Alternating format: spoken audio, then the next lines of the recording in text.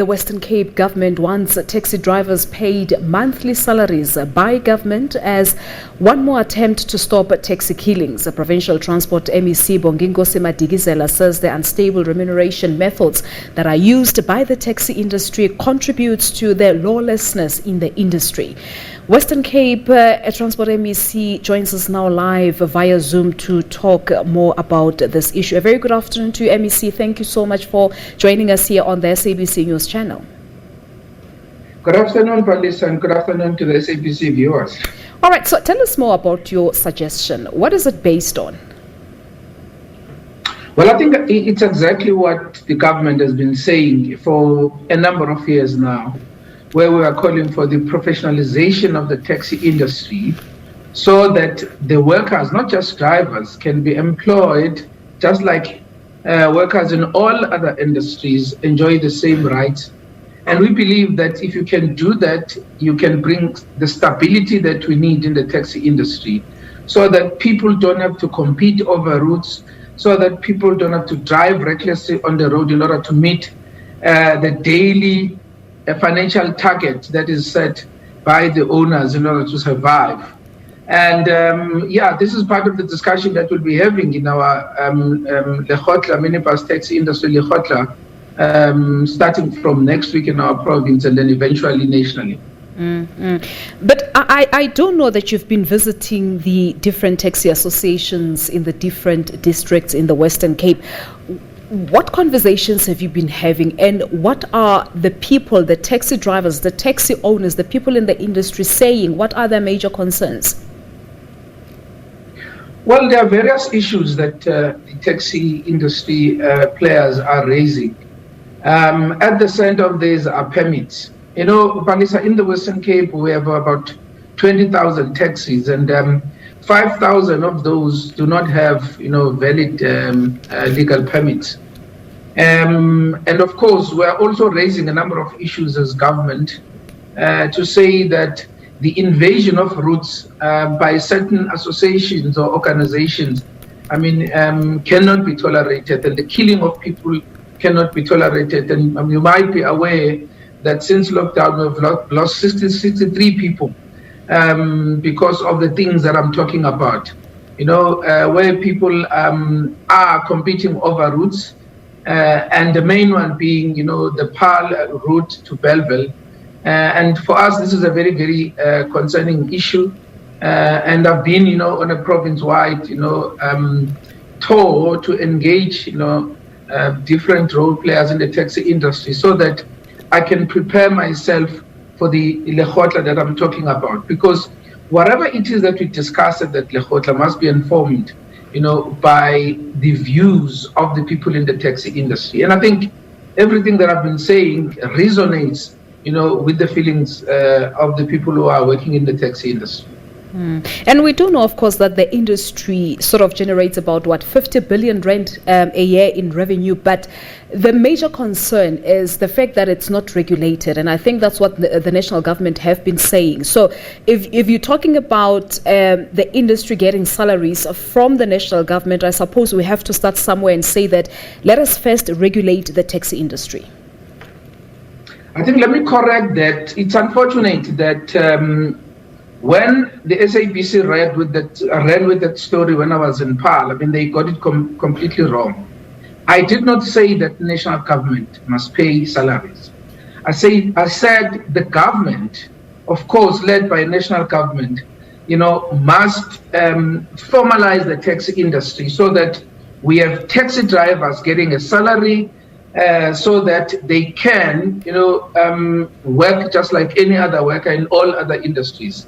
And I think the way it was reported, it is not contextualized by Lisa. Because the point that I'm making here is that if we can partner with the taxi industry and make sure that there is some form of subsidization, as we have seen with the buses, as we have seen with the rail transport, where the employees, in those modes of transport and are paid a salary, we can get the stability. And, Palisa, if I can just make one example.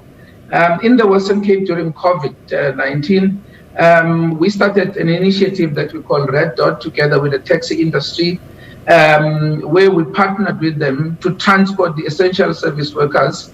And I mean, the lessons that we've learned from there, Balisa, I mean, are really, really great. In fact, we are using that as a launching pad for our argument to professionalize the taxi industry. Because what happened there is that they became our partner. We paid, for the transportation of those healthcare workers. And we've seen massive improvement in the behavior there. Because people were transporting these essential workers from point A to point B without any hassles. And there are conditions that we've put in place as government. And we said you are going to pay to get paid on conditions that you comply with those conditions. And one of those conditions, of course, is that we have a device in every taxi that we are able to monitor to make sure that taxi drivers are not doing what they are known for, where they pick up other passengers along the way, where they deviate from the route and go in other routes. And they have been behaving in a way that is expected, of them. And I must say, that has given us some ideas in terms of professionalizing the industry, which is exactly what we are talking about now going forward. So let's dwell a bit on the provincial taxi lekgotla that's scheduled, I think, for Wednesday and Thursday in the coming week.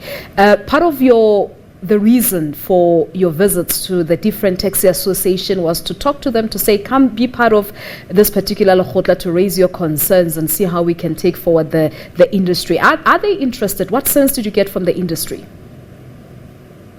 Look, I think because of the example that I've just made about what we did in the Western Cape, there's a lot of interest there, because from the Red Dot Palisa, which is the initiative that I was talking about, we have now presented what we call a blue dot, which is more or less similar to Red Dot. But in terms of the blue dot, we are now proposing that the same approach that we use to transport essential service workers must be used for the entire taxi industry in terms of partnership, in terms of the institutional arrangement, partnering with government. And we must also introduce the same mechanisms in terms of the technology that I spoke about, so that we can make sure that the behavior of the taxi drivers changes. Because we do know that if people know that there is some stability in terms of their income, their behavior will change. Because one of the contributing factors, Bali, as you might know, is that the taxi driver is expected to make a particular amount a day for the taxi owner. And then after that, he or she must rush to make his or her own money. And the way it is structured currently, it encourages lawlessness or incentivizes lawlessness.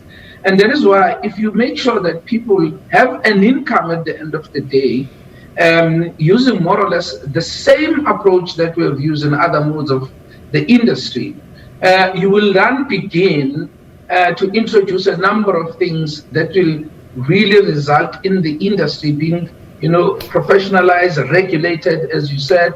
And I think, as I said, using that experience is really a launching pad for us to be able to make this argument. And because of that, there's a lot of interest in the Western Cape from the taxi industry because they saw how Red Dot worked. All right, we have to leave it at that. Thank you so much for coming through, and all the best with the lekgotla next week. Thank you very much.